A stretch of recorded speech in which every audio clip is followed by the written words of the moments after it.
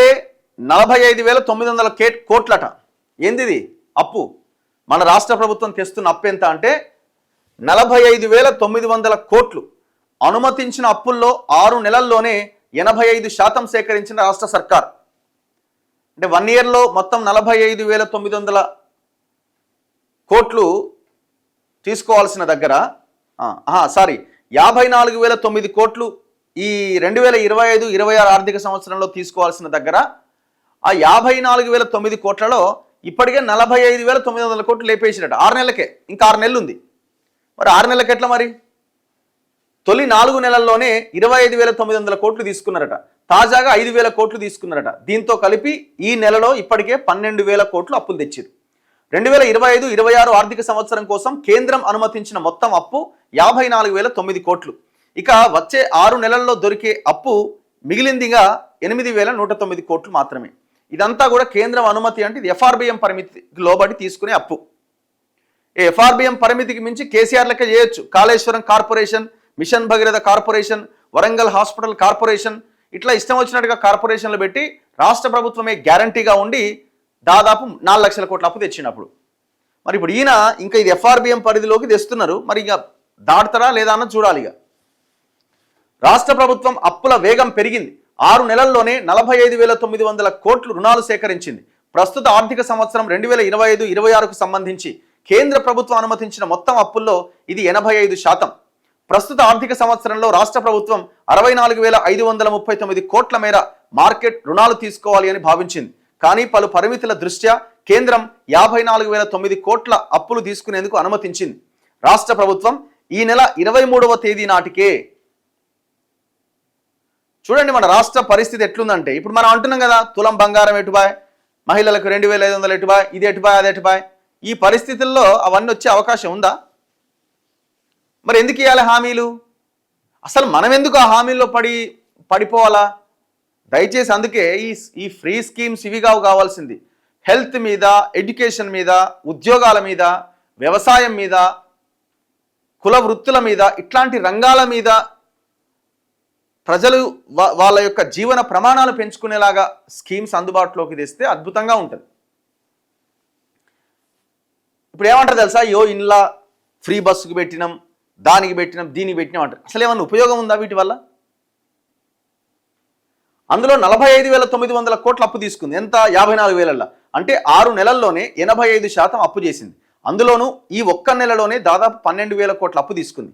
కొత్త ఆదాయ మార్గాలు లేకపోవడం, పథకాలు, అభివృద్ధి పనులకు నిధులను సర్దాల్సి రావడంతో త్వరగా ఎక్కువ మొత్తంలో ప్రభుత్వం రుణ సేకరణ చేస్తోందని అధికార వర్గాలు చెబుతున్నాయి. నెల నెల భారీగా పెరుగుతూ రాష్ట్ర ప్రభుత్వం గతంలో రిజర్వ్ బ్యాంకు ప్రతి వారం నిర్వహించే ఈవేలం ద్వారా 1,000 కోట్ల నుంచి 2,000 కోట్ల వరకు రుణాలు తీసుకునేది. కానీ కొన్ని నెలలుగా ప్రతి దఫా ఏకంగా 5-6 వేల కోట్ల వరకు అప్పు తీసుకుంటోంది. మంగళవారం కూడా ఏకంగా 5,000 కోట్ల అప్పు తీసుకుంది. ప్రస్తుత ఆర్థిక సంవత్సరంలో పరిశీలిస్తే ఏప్రిల్లో 4,400 కోట్లు, మే నెలలో 4,500 కోట్లు, జూన్లో 8,500 కోట్లు, జూలైలో 8,500 కోట్లు, కలిపి 4 నెలల్లోనే 25,900 కోట్లు అప్పు చేసింది. ఆగస్టులో 8,000 కోట్లు, ఈ నెల 2వ తేదీన 6,000 కోట్లు, 16వ తేదీన 1,000 కోట్లు, తాజాగా మంగళవారం మరో 5,000 కోట్ల అప్పు తీసుకుంది. అంటే ఈ 2 నెలల్లోనే 20,000 కోట్ల అప్పు చేసింది.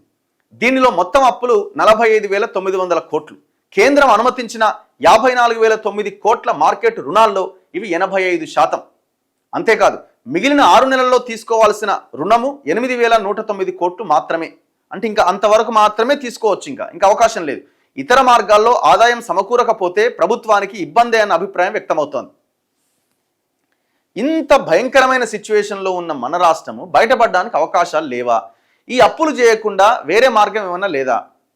పోయిన ప్రభుత్వంలో ఉన్న వాళ్ళు, లీడర్లు, లేకపోతే వాళ్ళ బినామీలు, రియల్ ఎస్టేట్ మాఫియా కబ్జా చేసిన భూములు, టెరాసిస్ అనే కంపెనీ ఏదైతే ధరణిని తీసుకున్నటువంటి కంపెనీ నివేదిక ఇచ్చిందని మొన్న వెలుగు పేపర్లోనే వచ్చింది. దాదాపు 25 లక్షల ఎకరాల అటవీ భూములు కానీ, సరే అవంటే మనం అమ్మలేము అనుకోండి, ఇనాం భూములు కానీ, వక్ఫ్ ల్యాండ్స్ కానీ, లేకపోతే అసైన్ ల్యాండ్స్ కానీ, ఇంకో ల్యాండ్, రకరకాల మట్ ల్యాండ్స్ కానీ, అటవీ భూములు అంటే కేంద్రం ఆధీనంలో ఉన్న అవి అమ్మలేవు, అవి వేలేవు కావచ్చు. అట్లీస్ట్ రాష్ట్ర ప్రభుత్వ పరిధిలో ఏ భూములైతే కబ్జా భూములు ఉన్నాయో వాటిని తిరిగి స్వాధీనం చేసుకుని అందులో ఒక 20% వేలం వేసినా ఇవాళ మనకి దరిద్రమైన పరిస్థితి ఉండేది కాదు. కానీ ఆ ప్రయత్నం అసలు జరిగిందా? ఒక గుంట భూమి వెనక్కి తీసుకొని ఎక్కడైనా జరిగిందా? ఎంత భయంకరమైన సిచ్యువేషన్లో ఉన్నాం మనం.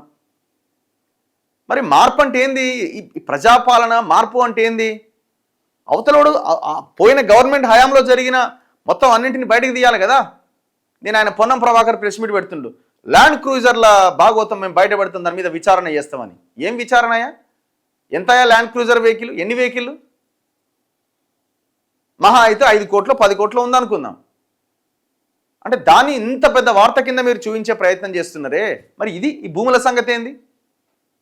భూముల మీద మేము విచారణ చేస్తాం, దాన్ని మొత్తం లాగే ప్రయత్నం చేస్తాం, వెనక్కి తీసుకుంటాం అని ఎక్కడైనా చెప్పే ప్రయత్నం చేస్తున్నారా? ల్యాండ్ క్రూజర్ల మీద విచారణ చేస్తారట. ఎవరొద్దన్నారు? చేయాల్సిందే. కానీ అదా మనం చేయాల్సినది, అసలు చేయాల్సింది దాన్ని ఫోకస్ చేయాల్సింది.